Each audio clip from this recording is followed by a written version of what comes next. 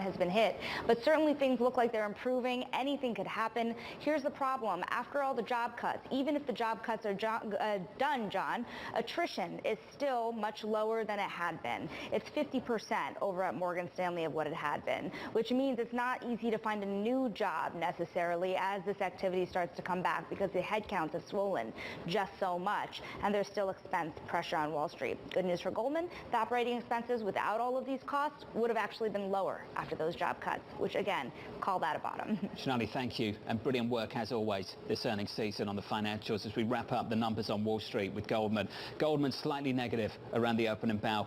We're about 5 minutes into the session. We're negative there by 0.7%. Morgan Stanley just about unchanged. Goldman down about 0.8 as I speak and back to 0.6. To Sonali's point, all over the place, just in negative territory below that zero line in the first 5 minutes of the session. I want to stick with earnings. Shares of Carvana surging at the open. The company topping earnings estimates and reaching a deal to restructure its debt, announcing plans to sell up to $1 billion of shares as well.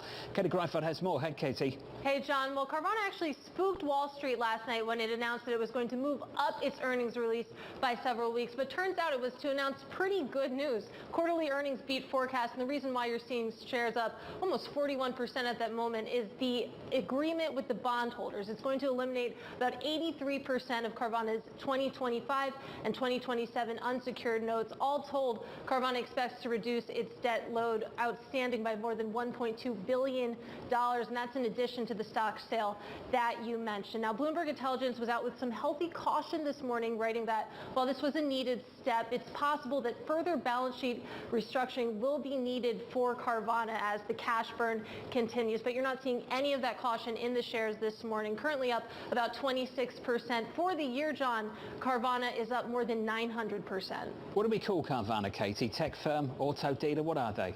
Right now, it's a comeback story. I'm not sure what you would call it in terms of what they do, but just astounding to watch this. Every time I bring up that company, TK turns around to me and just says, what on earth does Carvana do? Katie, thank you. Carvana flying this morning by 29%. 6 or 7 minutes into the session, equities positive by 0.4%. The Nasdaq up by, let's call it a third of 1%. Wall Street warming up to the rally in a big way. Jonathan Golub, Credit Suisse, the latest to raise his outlook for stocks, writing this. We are raising our price target on the S&P to 4,700. They were, by the way, at 40.50. Their base case now is that a recession will be averted, inflation will remain sticky near current levels, and monetary policy will tighten only incrementally. Let's talk to someone else bullish on this equity market. Deutsche Bank's Binky Chada, 4,500 year-end price target, Binky. Several months ago sounded bullish, not so much anymore. Binky, you were constructive and right. What do you see going right, going your way over the last few months?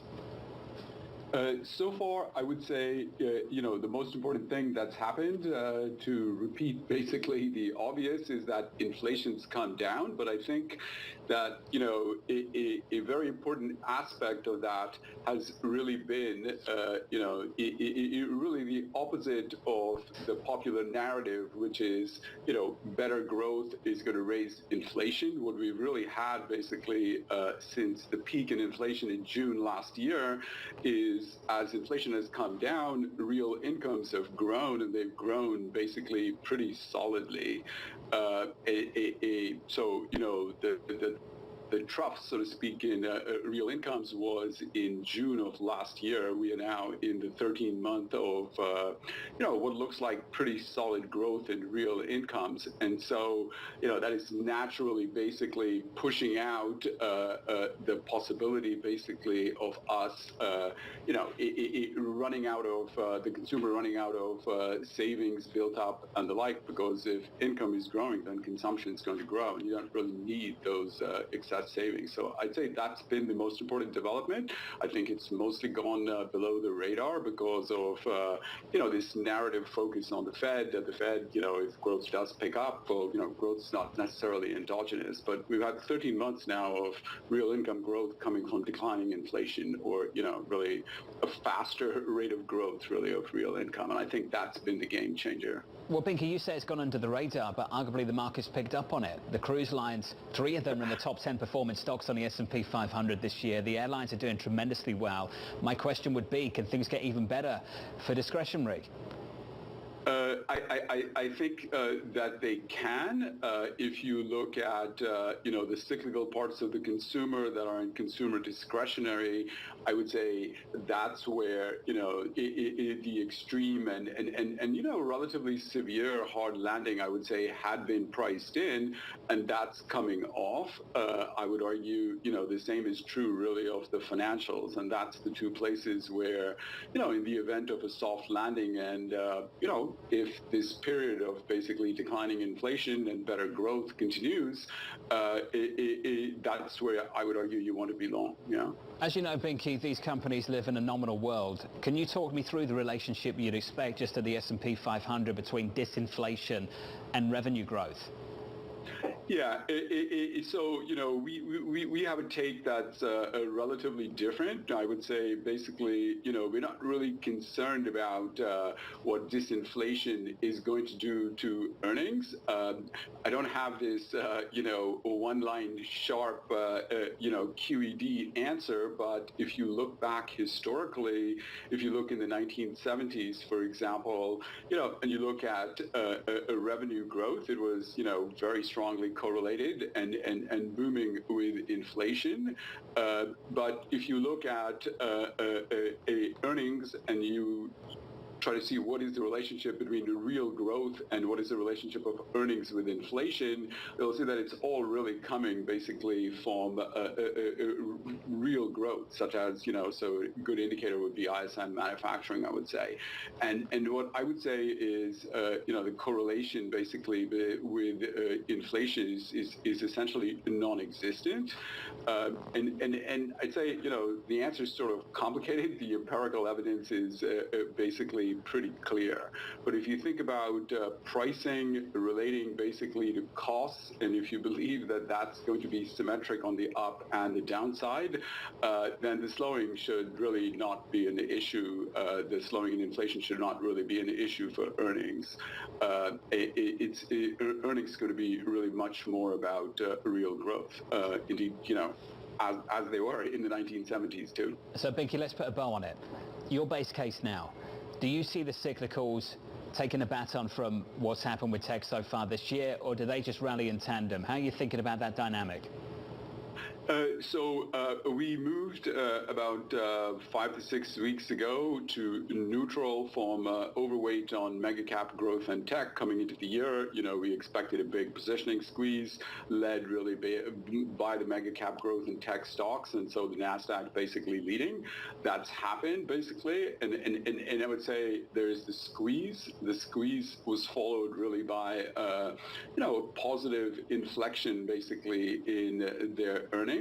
But if you look at the price action, it has now far exceeded basically, what is expected out there in the future in terms of earnings and our own estimates. So I think it was a good time to move back down to neutral. And I would say since late May, mega cap growth and tech and the rest of the S&P 500 have basically been moving in tandem. So, the rally has basically widened out, but I would, keep that neutral rating basically on mega cap growth and tech. It's not a negative fundamental view. It's just a question of what's already basically in the price. Binky, congratulations for the call so far this year. Constructive and right to be constructive in 2023 when others weren't. Binky Chana there of Deutsche Bank. 13 minutes into the session, equities up by 0.4% on the S&P, on the NASDAQ up by 0.4%. Plenty of focus on tech a little bit later today.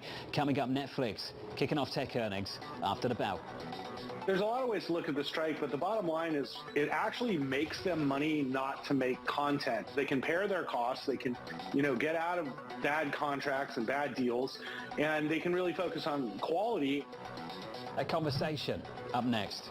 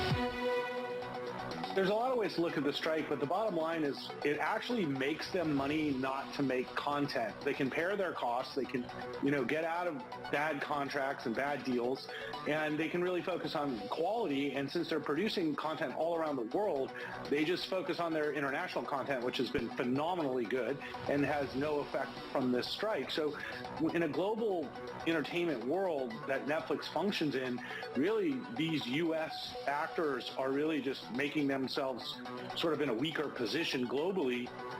Big tech in focus. Netflix earnings after the closing bell. The Nasdaq 100 recording its best first half on record, leaving estimates in the dust. Shares soaring past analyst price targets this year. Netflix, Microsoft, Apple and others as well. Geetha Raghunathan of Bloomberg Intelligence joins us now for more. Geetha, what are you and the team looking for after the close? Yeah, so there's a lot of bullishness, John, a lot of optimism going into this second quarter earnings. Obviously, the big number that everybody's looking for is subscriber gains. And really, this is a momentous quarter in many ways because this is the first time after their widespread password crackdown that they're reporting numbers. So it's going to be interesting to see how many new subscribers they did gain and what their guidance is for 3Q in terms of, revenue growth reacceleration. They're not going to give any subscriber guidance per se, but they will give some guidance on revenue growth as well as operating margins. So I think that's what the street is really going to be focused on. And let's face it, the subs guidance was always awful anyway, based on where it came in relative to what happened. Geetha, thank you. Geetha Raghunathan of Bloomberg Intelligence. We're going to touch base with Geetha again tomorrow morning after the Netflix results a little bit later.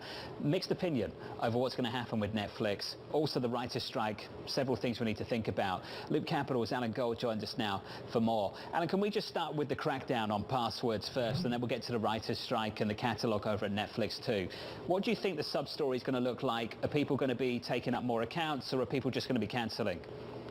Thanks. Good morning, John. So the crackdown on password sharing is probably the biggest fundamental change Netflix has done in years. The company did give guidance that 2Q would be about 1.8 million, said close to 1Q. The street is at 1.8 million. There was some data that came out by a company called Antenna saying signups had spiked after the password sharing crackdown on May 23rd. So we know the gross ads are up. We don't know how much the cancellations are up. I would say the buy side is looking for 3 to 5 million net ads for 2Q. They're looking for close to 5 million in 3Q. We'll figure that out from the revenue guidance, how close that is. And that's what's driving the stock, was just the successful rollout of password sharing crackdown. Well, the stock's up big time by 61%. Alan, would you go as far as saying that most of that's discounted then, going into this print? Yeah, we think the returns are asymmetric going into this print. The stock's up 40% since they reported, over 40% since they reported 3 months ago. So I think this is well discounted in the stock. Listen, Netflix is winning the streaming wars. They're going to benefit, as your prior guest had put on, from the strike. They are clearly in the lead position here, but the stock's had a heck of a run over the last few months. Let's get to that strike. Alan, I was reading your research. Why are they best positioned to ride out this writers' strike compared to, say, other streaming companies? Sure, two fundamental reasons. Number one, Netflix has more content in production. They just have more content about to come out. So if everyone had to halt content over the next few months, Netflix would have more new content than anybody else. Secondly, Netflix is a global producer. So if the U.S. writers and screen actors are on strike, they can still be producing elsewhere. The biggest show in Netflix history was Squid Games, a Korean show. Alan, just a final one from you then. Kind of on that, the difficulty that other streaming providers, other companies are having, not just making content, but having the money to make content. Netflix is making money. Others have been chasing subs and they've had to pull back. Alan, you said they're winning. I just wonder how you think that dynamic's going to carry out in the quarters, the years to come. Because you say Netflix has a better catalogue. That might be just because they're in a position now to be able to make the content. They have the money to do so. Are there others in a decent position with a strike or without a strike? Yeah, I mean, listen, this year Netflix on an EBITDA basis will make about $7.5 billion. And the four largest traditional studios will probably lose $7.5 billion combined in streaming. So they're clearly winning right now. Listen, Disney's got a phenomenal library, phenomenal content. All the other streamers are raising price. I think their pricing was too low, but Netflix is the clear winner. And we just don't know. Amazon will be big in this business. They're spending a ton of money. You never know where Apple's going to do. But yeah, I think we have to have consolidation of the other streamers. And you'll probably end up with three or four large streaming companies. So there'll be some consolidation. Pricing will be raised by the others, and marketing costs will come down, and they'll eventually turn profitable. But Netflix clearly has the lead and will be the long-term winner. Alan, you say consolidation. Who's getting married? What kind of tie-ups are you looking for? Well, Paramount to me is the most obvious one. It's relatively highly levered. They're losing a fair amount of money. This is supposed to be the peak year of losses. Management hasn't given us any indication when they turn profitable. I could see Paramount tying up with someone, or at least their streaming business. Yeah, at Comcast, they're losing $3 billion this year. At Peacock, again, it's supposed to be the peak loss. Interestingly, Paramount and Comcast, or NBC Universal, have a joint venture in Europe called Sky Showtime. I could see something like that here. HBO Max, they've got great content, or Max as they're now calling it, great content, but they're pretty heavily levered. They're going to have to figure out how to, they have turned profitable, they say, in streaming, but they're going to have to get a lot more profitable given their debt load. Alan, thank you, sir. Great to catch up going into that print. Alan Gould there of Loop Capital on Netflix after the close. Coming up, your trading diary with equities right now positive 0.4% from New York. This is Bloomberg.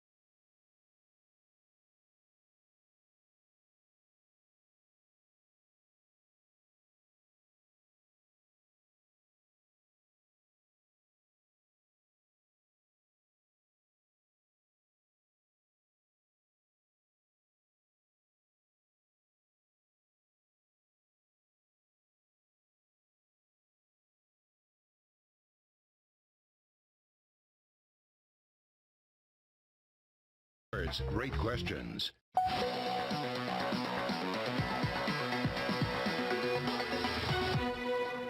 26 minutes into the session, stocks higher on the S&P for a third consecutive day. That's the price action. Here's the trading diary.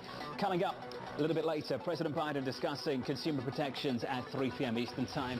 Netflix and Tesla report after the bell. Head of American Airlines and regional banks, including Truist and Fifth Third, tomorrow. We also got another round of jobless claims, plus existing home sales, and more earnings Friday, including American Express. From New York, that does it for me. Thank you for choosing Bloomberg TV. Good luck for the rest of the trading day. This was the countdown to the open. This is Bloomberg.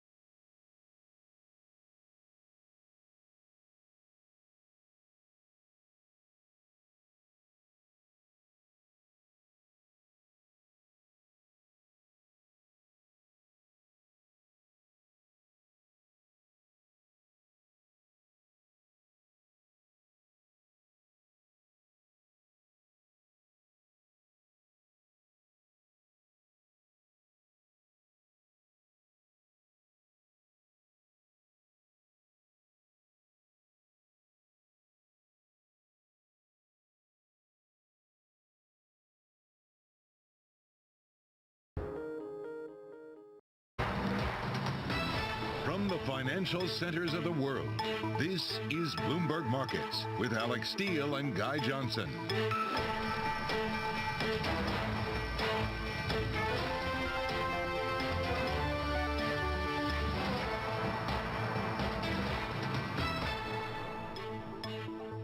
It's 30 minutes into the U.S. trading day on Wednesday, July 19th. Here at the top market stories we are following for you at this hour. Bonds are bid. The UK leads global yields lower after cooler inflation and the pound drops. Could we see the makings of a dollar revival? From banks to big tech, Goldman's in the rear view, regionals are trickling out, and Netflix and Tesla are due after the bell. We'll preview the EV makers' results with Philippe Houchois of Jefferies. And merger crackdown. U.S. antitrust agencies proposed 13 new guidelines in a sweeping overhaul to curb consolidation. The DOJ's Jonathan Cantor joins us to discuss. From New York, I'm Kaylee Lyons with Guy Johnson in London. Alex Steele is off today. Welcome to Bloomberg Markets. And Guy, we're still in the thick of it when it comes to earnings season, but also paying attention to the data and the macro picture and how that is filtering through the bond and FX markets. It's interesting that equities are doing as well as they are despite what we got from Goldman Sachs today. The Goldman Sachs numbers felt like a kitchen sink kind of quarter, didn't they? They've got a lot out there. Do things get better from here? Maybe that's the narrative. I think the data are really interesting as well. You've had slightly sort of hotter than expected inflation numbers out of the Eurozone, but the UK numbers in particular below 8%, 7.9%, calling into question whether the Bank of England needs to go as far as the market had anticipated. The pound has been a big beneficiary so far this year. The euro's been a big beneficiary so far this year. They have contributed to the declining dollar. But as cracks start to appear elsewhere, does the dollar look a little bit better? Yeah, it's going to be a matter of how hard or soft the landing is around the world, right, Guy? And in theory, if we're talking about Klaus Knott earlier this week who said, we might not have to go in September. If UK inflation is heading in the right direction as well, it might add fuel to that narrative. And the Federal Reserve, maybe we get another 2 hikes this year, but it feels like all of that conversation is very much in flux. Yeah, you take the University of Michigan data, you look at the retail sales data we've had this week, none of it screams that the U.S. is slowing down significantly, that the U.S. is going to need cuts. In theory, a soft landing is a landing that doesn't require the Federal Reserve to deliver aggressive cuts. Maybe we get the hard landing elsewhere. Kaylee, Mark Twain was famous for his quotes. He was famous for many things, but he had some crackers. And I think we're going to use one of those today to talk about where we go with the dollar. So is the death of the dollar greatly exaggerated? Joining us now to discuss this, Sophia Horta-Acosta of Bloomberg Markets Today and Edward Harrison of Bloomberg News. Sophia, you're standing next to me. I want you to argue with me on this. Okay. I wonder whether the dollar has gone down enough at this point. The whole premise has always been that the Fed is going to be cutting first, that the US economy is going to be rolling over faster, that inflation is slowing there more quickly. But now we're starting to see that happening elsewhere. The pound, look at what is happening with sterling today. The disinflation narrative has definitely moved to Europe. I do think people are just getting slightly ahead of themselves here. I mean, the pound, that kind of the inflation print, inflation is still incredibly high. The BOE still has a lot of work to do.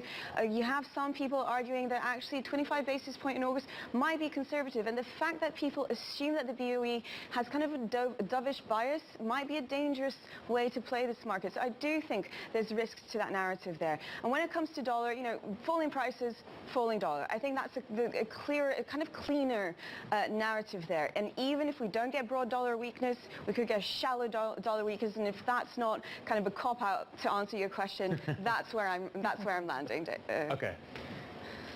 Okay, well, Ed, are you going to cop out too? What's your take on this? I think Sophia has a good take in the sense that really the U.S., if you think about it from the dollar smile perspective, the U.S. is in a good position.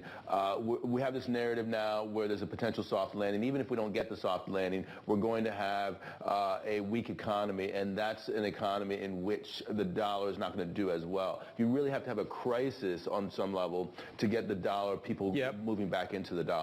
And on top of that, let me just say, Kaylee, that the U.S. was the first out of the gate out of those big G7 nations to go aggressively. They're probably going to be the first to stop as well.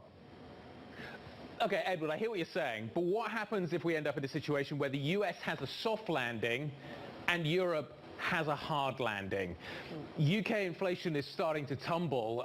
If that continues, that may be a prelude to a much harder landing. People are talking about the UK economy being in quite serious trouble potentially as we start to see the effects of the existing rate hikes coming through. How does the dollar do if the US economy kind of lands gently and the rest of the world, Europe in particular, hits the buffers hard? Yeah, it's a good question, Guy. I think that the answer lies in what's the binding constraint. Because if the binding constraint is inflation, that means that perhaps we're still going to get more rate hikes out of the EU and out of the BOE than we would out of the Fed. Because ultimately, it was funny you were saying that inflation was down in the UK to below 8%. I mean, that's still a really high number. And, you know, normally you would think that that's a number that requires some level of intervention from the central bank. So I think that it's still a situation in which the dollar is relatively not bid and that, you know, those other currencies are going to do better. And Sophia, to come back to the point that inflation is still high, way above target, is there also still a risk that the cooling in inflation we're seeing is a head fake? There's always that risk, and we saw that shock in the data in May. I mean, and also just today we had Eurozone CPI coming a bit stronger than expected. Right. There is always that risk in the market, and I do think that what we saw in positioning, especially in the pound longs heading into this inflation report last week, really shows that just trading this market one-sided is a very, very risky trade. The narrative is disinflation, and it seems to me that markets are really clinging on to that, even if, you know, as Ed just mentioned, even if we do still have 8% in the UK, that seemed to be enough for people to really pile into treasuries today, which for me, you know, I was asking the team, does that even make sense right now? But the growth differentials not matter as well. So I hear, and I hear what you're both saying about the inflation narrative. But you look around what is happening here in the UK, this is an economy that while the balance sheet looks all right relatively, the growth narrative looks terrible. And going forward from here, you wonder whether the pound can continue to make gains given that backdrop, that poor economic performance backdrop that we're dealing with. Yes, exactly. But we're in a kind of dynamic for the pound where it's not trading on growth. It's not the growth story that's moving the pound. And it's a very strange dynamic, and you know, we're talking on the Markets Today blog about how the currency is strengthening for all the wrong reasons. It's interest rate differentials with the US, which might widen, might narrow, but they'll definitely, you know, be... That's the factor. That's the factor. And inflation as well, you know, that's still a really, really big challenge for the BOE. And the fact that interest rates will probably have to be higher here for longer because of that lag that you have in the mortgage market. So I do think that there is kind of the dynamics underpinning the pound. They are there, and they have very little to do with growth. And finally, Ed, just because we are still in earnings season, I feel like we have to ask the question about how this filters through to corporate America, the strength or weakness of the dollar. Yeah, it was interesting, actually, that Goldman did the kitchen sink, because I think the prevailing narrative in the markets right now is that we're at the trough here for the earnings recession, that we're going to get out of that. So the question is that really true? And then what effect does it have on the dollar? I think that it isn't necessarily true. And I think that, you know, the economy is weaker than the headline numbers would suggest, and that we'll probably see that weakness in the latter half of the year, which means that the dollar will continue to be relatively weak as well. All right. Edward Harrison of Bloomberg Markets Live and Sophia Horta-Acosta of Bloomberg Markets Today. We appreciate it very much. Now, coming up, we're going to get more insight into our question of the day. Is the death of the dollar greatly exaggerated? Cameron Dawson, New Edge Wealth Chief Investment Officer, will join us with her Twainian take next. This is Bloomberg.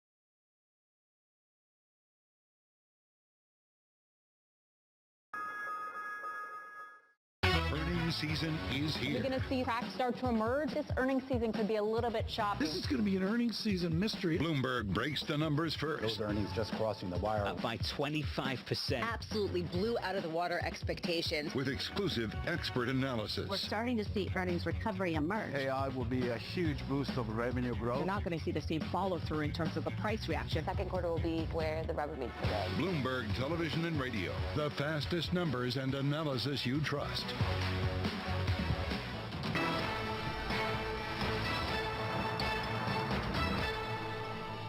So over the coming months, I think that there is scope for the euro to continue to strengthen, and there is scope for the dollar to weaken. But at the end of the day, the dollar is a safe haven currency, and if we expect a recession to happen, then it's most likely going to be the one that wins in that environment. That was Ruqaiya Ibrahim, BCA research strategist, speaking to us yesterday on scope for a further weaker dollar and stronger currencies across the Atlantic. Yet that's not the dynamic we're seeing taking shape today. So let's circle back now to our question of the day. Is the death of the dollar greatly exaggerated? Joining us now is Cameron Dawson, New Edge Wealth Chief Investment Officer. So Cameron, thank you so much for coming back. Good to see you again. Obviously today what we're seeing instead of dollar weakness is weakness in the pound and a lot of the other G10 currencies, given the inflation data that we got just several hours ago. Are we underestimating the resilience of the dollar? Probably yes. I mean, it is interesting to see that the dollar really did find support around that $99 level on the DXY, even after breaking below 100. And so it is interesting that we still think we're in this world that we are really tied to the path of central bank policy. And it is about the perception of interest rate differentials, which is just that simple rule of thumb, is that if the Fed is perceived to be more dovish than the rest of the world, you get a weaker dollar, more hawkish, you get a stronger dollar. But then you have to factor in that wild card of the flight to safety, that risk off trade, which typically is supportive of the dollar. So we could move in a lot of directions. Right now, we think we're kind of stuck in a sideways chop until we get sign of what the Fed will actually do, mostly going into 2024. Cameron, morning, it's Guy. What happens if the dollar stabilizes here? What happens if we do end up in a tight range? What are the implications for other asset classes? Yeah, I think usually a strong dollar is associated with weaker performance out of non-U.S. stocks. We have seen better performance out of non-U.S. stocks coming out of that dollar top. So really strong or weakness within the dollar starting in October of last year did provide a bid to the rest of the world. That could continue to reverse if you see a stronger dollar. Stronger dollar would put downward pressure on commodities, which would have an impact on value stocks as well. So the reverse is true in a weaker dollar environment, which just means weaker dollar, better for value, better for international, and better for commodities. Okay, but to come back to the earlier point that you were making about how this is kind of a rate differential story, is ultimately the story for the dollar and other currencies going to be about the landing of central banks in their respective places? And if it's a soft landing here in the U.S. and maybe harder elsewhere, what does that mean? Yeah, it's a soft landing, and then, of course, how the Fed responds to it. I think one of the biggest questions that we have is that if you do see a continued resilience in the labor market and a continued march lower in inflation, is that enough for the Fed to actually cut interest rates? That's an environment that we would see would be very negative for the dollar, just meaning that the Fed would be easing policy far sooner than the rest of the global kind of developed market central banks. But if that doesn't happen, meaning that the Fed is waiting to see more weakness in the U.S. economy, more weakness in the global economy to cut rates, you're in that environment where which one wins out? Is it that demand for safety, or is it Fed policy? This is the bit that I don't understand, Cameron. Why does a soft landing imply that the Fed is going to cut rates? I would have thought that if you get a soft landing, that implies equilibrium. That means that the economy is perfectly kind of positioned, i.e. it can handle a higher rates without crashing. Why is the Fed cutting in that kind of environment? Yeah, this is what we've been scratching our head about as well, which is that we know this Fed is concerned about inflation coming back. And so a soft landing by definition means that you don't see a big uptick in unemployment. So why would the Fed be cutting interest rates into a full employment economy if they are concerned that inflation could come back? And if we think about the drivers of disinflation that we've had thus far, it's all been because of pandemic supply shocks and really the movement lower in energy prices. But if that starts to move in the other direction, what it will reveal is that those sticky factors of inflation still do remain. Labor market imbalances still do remain. So even if inflation moderates from energy prices, for example, we don't think that is enough for the Fed to be easing policy nearly as much as what the bond market is pricing in, which is over 5 cuts by the time we get to the end of 24. That's what the bond market's pricing in, Cameron. But in that scenario, if the Fed is not easing policy anytime soon, is the equity market overly optimistic? Well, that's what you would have thought at the beginning of this year, and that was one of the things that we thought at the beginning of this year, this idea that the bond market had cuts priced in starting in June when we go back to January of this year. But as we've seen, is that's gotten pushed out month by month, and now we don't have cuts priced in until beginning of January of next year, just because data's holding up so much better than expected. But in that time of pushing out Fed policy tightening or Fed policy easing, we haven't seen the equity market be hurt. We have not seen the equity market take that as a headwind. So it's a question of, will they take it as a headwind if it gets pushed out further? Cameron, what do? You're sitting in cash right now. Many people are. They're in their money market funds. They're trying to figure out how they get back in the market. How do they get back in the market? What do they chase? What do they leave alone? How do you play this kind of re-entry story? The exit's behind you. How do you get back into the market if you think that's the right call? Yeah, if you are sitting in cash, we think that the strategy is to focus on the parts of the market that do not have as stretched of valuations, mostly if you're an investor looking out 2-3 years. Valuations are not a helpful timing tool. They don't have much indicative power about where the market will go over the next few weeks or next few months. But looking out multiple years, valuations do matter. So that's where you can look at things like equal weight indices instead of the cap-weighted index as a way to get invested. That's just trading at about in line with its 10-year average versus cap weighted being over a standard deviation above its 10-year average. From there, we actually do prefer equal weight over value right now, even though value is cheaper, just because value has such a large weighting to financials. It has about a 20% weight to financials. So we're not ready to make that big of a sector bet on financials, which is why we're leaning equal weight versus value. As we talk about valuations and how rich some of them have become, it raises the earnings question, Cameron, of what these companies realistically can deliver or what they need to justify these kind of multiples. Well, it sure better be strong earnings. The reality is that if you look at the tech sector, you're now trading at the same valuation that you were trading at the beginning of 2021. And what a different world we're living in. It's good to remember that in 2021, you were coming off of very depressed earnings in 2020. You saw tech earnings grow 30% in 21, another 16% in 2022. So you really do have to see very powerful, robust earnings growth from tech, from growth names, in order to justify valuations that really are at the high end of prior ranges. And pushing any higher would actually bring us back to tech bubble territory from the 2000s if we were to see a meaningful move higher from here in valuation. So earnings do need to deliver. They certainly do. We're going to get a few of them over the next few days, starting with Netflix tonight. Cameron, great stuff as ever. Always appreciate your time. Thank you so much. Cameron Dawson, New Edge Wealth Chief Investment Officer. Still ahead, shares of used car retailer Carvana are up. This after the company announced a debt restructuring deal. More on its recovery plan following a pandemic boom and then the following bust. That's next. This is Bloomberg.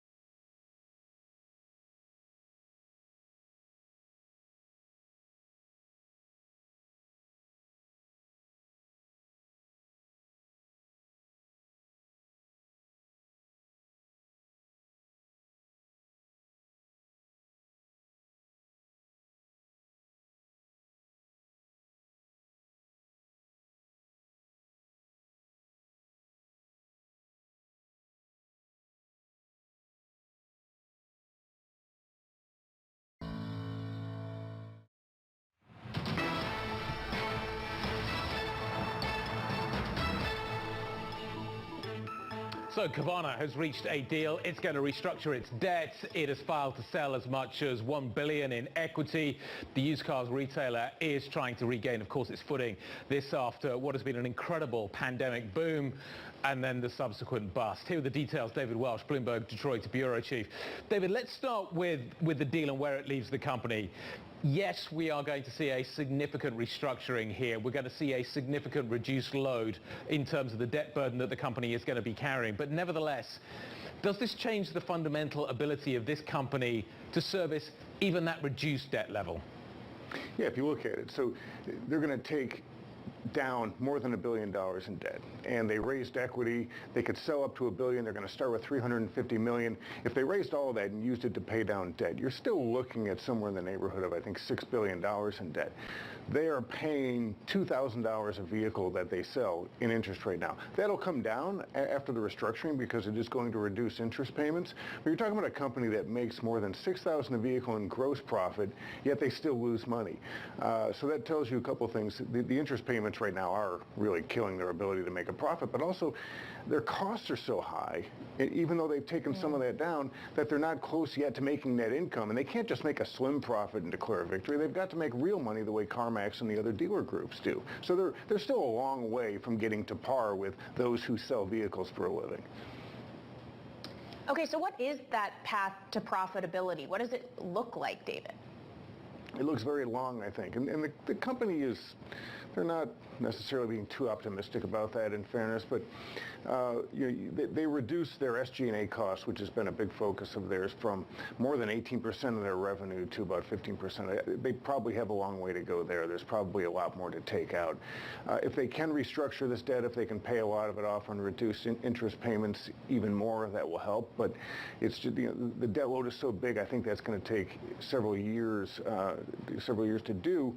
And then look at the environment they're in. Used car sales are falling. Used car prices are falling. So it's not like it's a great environment for them to find growth. They're going to have to, once they stabilize this business, which could take a couple of years, then they're going to have to really try to find growth in a market. Could be a recession. Used car market may not have recovered yet.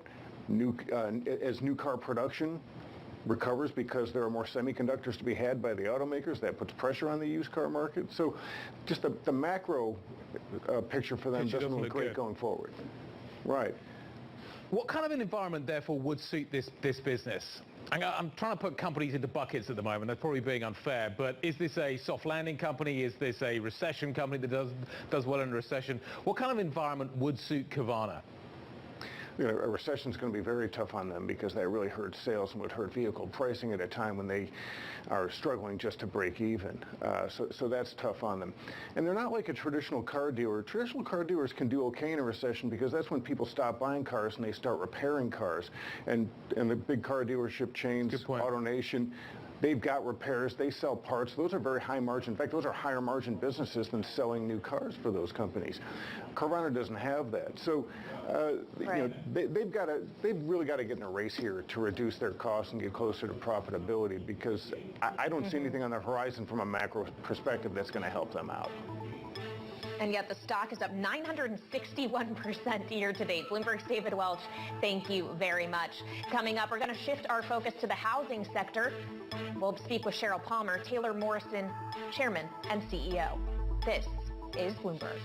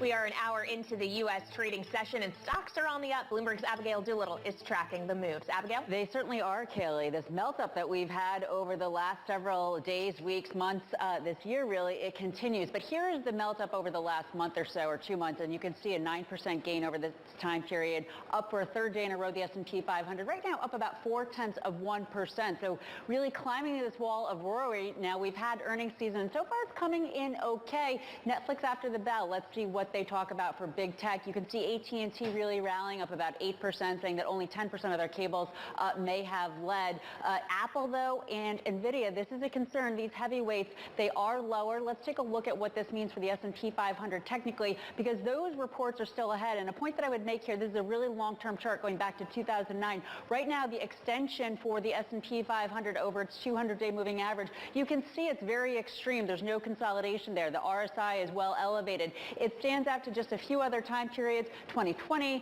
2018, and then all the way back in 2009 to 2010 in terms of the extension, suggesting that there could be equally extreme consolidation ahead. What brings it, it's hard to know. I thought it would be earnings season. It still could with big tech, but one other point I would make, now this is a Bloomberg dollar index. Over this time period, it is down on the day, up 0.4%, and I'm making that point because there may be a bottoming pattern here, Guy, that would suggest that we could see the dollar bounce a little bit more. If so, that could pressure potentially risk assets across the board.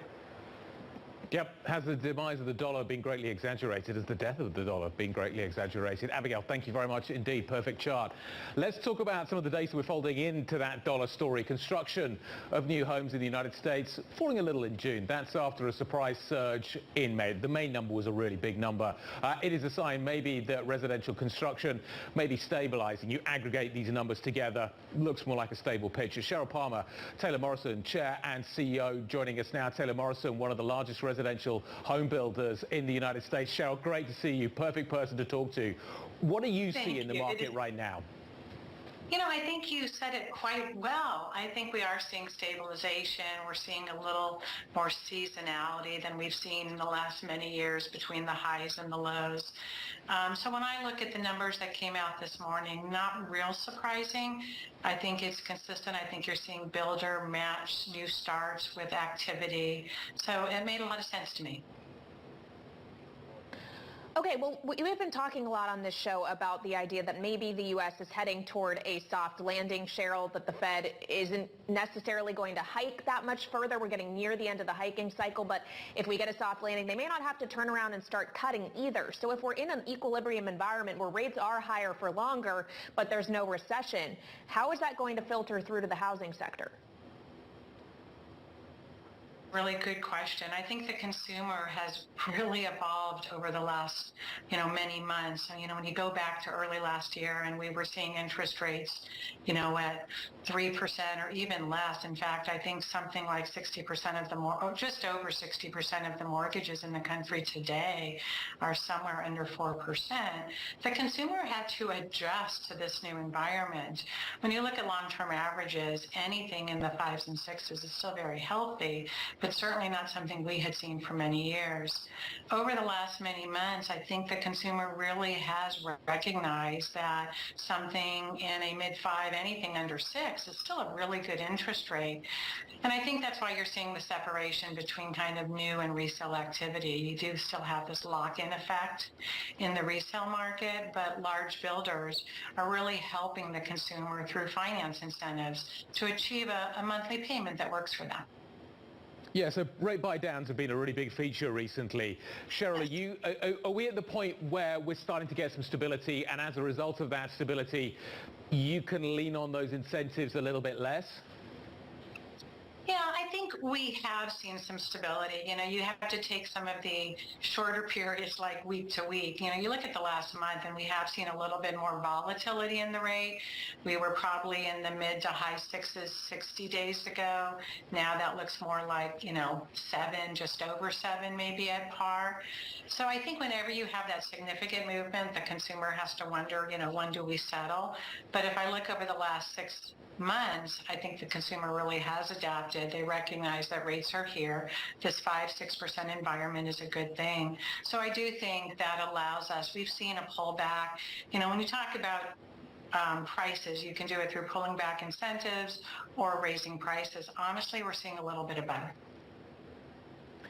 Okay, and so when we're talking about the demand and incentives maybe not needing to be there given the strength of demand, if you will, what does that mean for your production?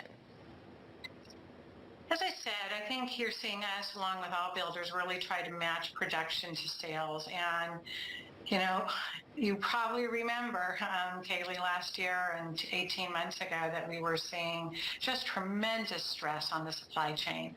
I think over the last many months, we've seen certainly the front end of the schedule get a little bit more normalcy and predictability. We're still got a little bit of the back end trying to get squeezed through for the production that started last year.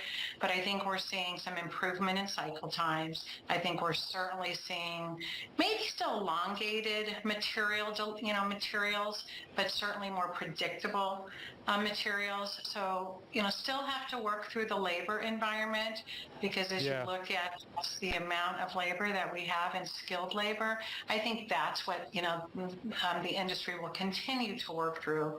And that won't be a short-term solve.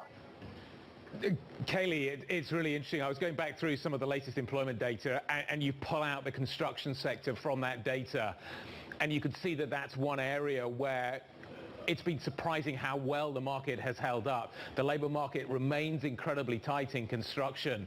And as Cheryl's saying, it's in skilled labor. And that doesn't look like it's going away. And you think about what that means ultimately for the Fed and elsewhere. Like normally you would expect this kind of environment to see a rolling over of that. It's not happening. Yeah, like the transmission mechanism isn't necessarily kicking in, maybe yet, Guy, because of course this hiking cycle has been incredibly fast, and there was a lagged effect that you would think would kick in eventually, which is why the Fed is trying to move slower. So I guess it's a question of if it's not showing up now, will we see it showing up in the next 12 to 18 months? As we talk about different areas of the labor market, Cheryl, but also just different geographic areas, what are you seeing at Taylor Morrison? What does the breakdown look like across the country? It's very interesting because we're seeing strength generally across the country.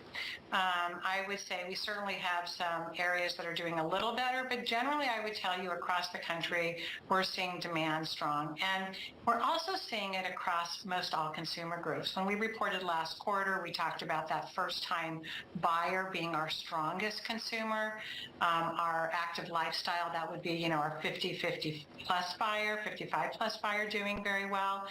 If there's any pause when you see the rate environment, it's probably with that most affordable buyer.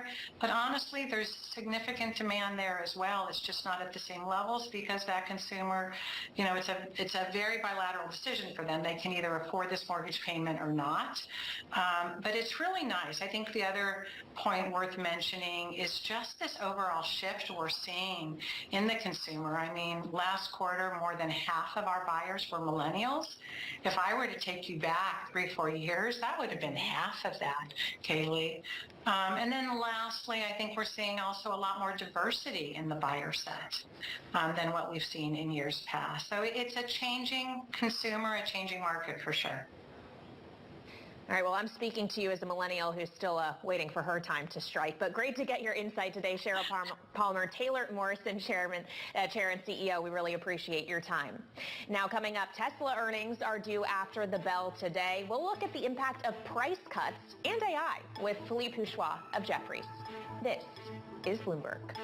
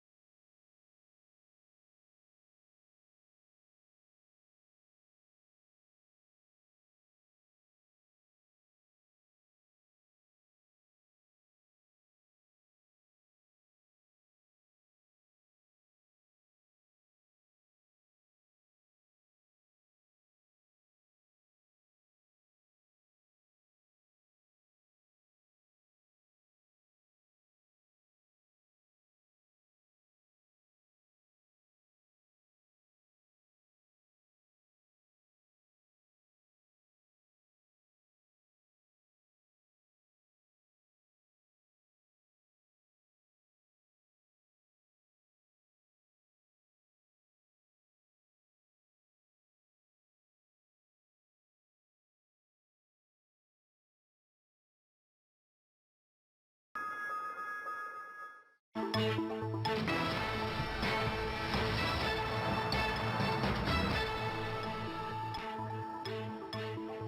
Tesla shares are up today ahead of its earnings release after the bell.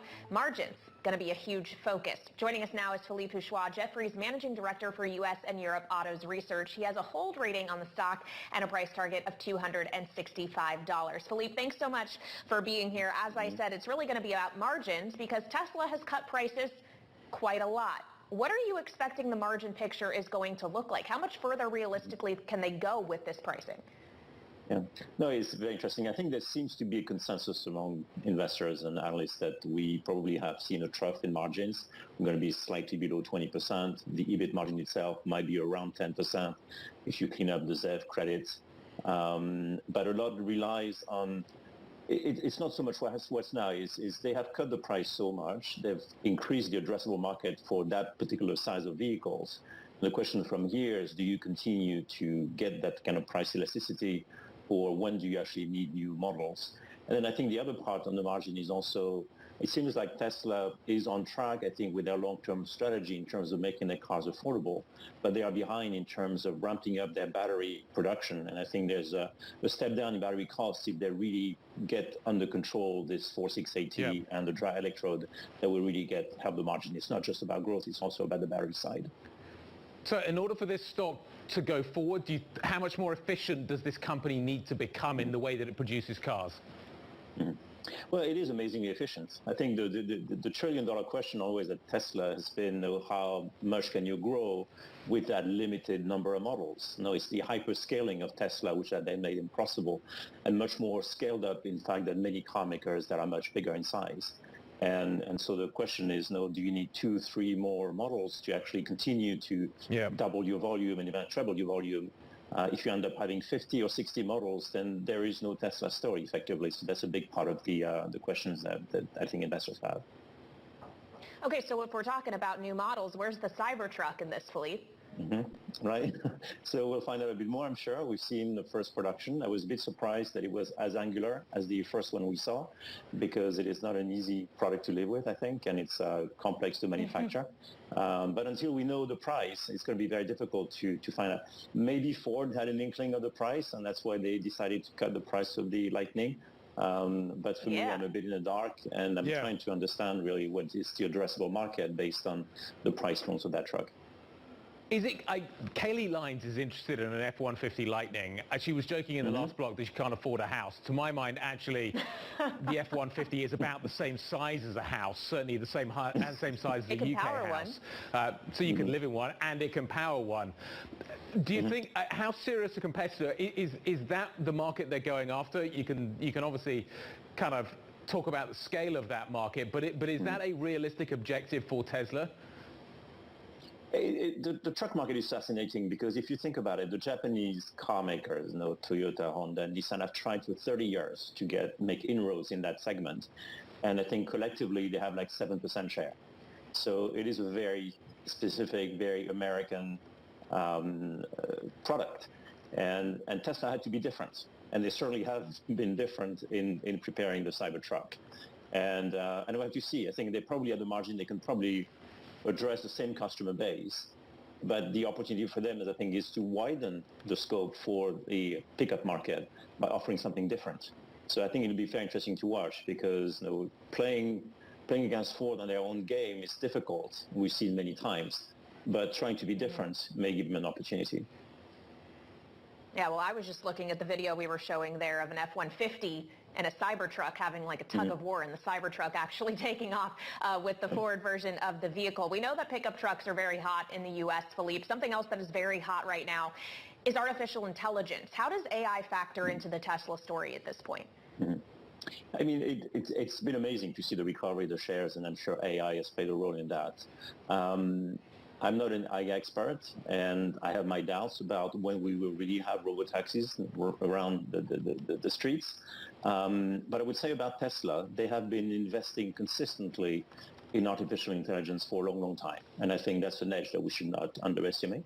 And I think the approach of Tesla in terms of machine learning and being vision camera based is a very scalable approach to autonomy, unlike maybe or differently from other approaches which are much more multiple sensors and map-based and positioning-based. So the Tesla, philosophically, the Tesla approach is very interesting because it is very highly scalable compared to maybe some other technologies. So it's definitely something that has been part of the story. Philippe, is the EV question over? Are EVs the next iteration after ICE engines? Is that argument done and dusted? It's ongoing. I think it's the pace of transition that is at stake. I think fundamentally, if you think about most vehicles, at least in Europe, need about 15 to 20 kilowatt hour of energy to drive 100 kilometers. And otherwise, in a liter of petrol, you will need